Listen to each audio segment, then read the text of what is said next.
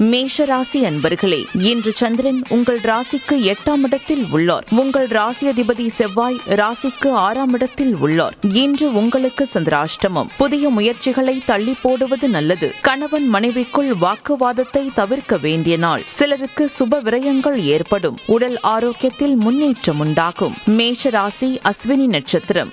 இன்று வெளியூர் பிரயாணத்தை தவிர்க்க வேண்டிய நாள். சிலருக்கு பணிச்சுமை சற்று அதிகமாக இருக்கும். குலதெய்வ வழிபாடு வெற்றியை தரும். வீண் வாக்குவாதத்தை தவிர்க்க வேண்டிய நாள்.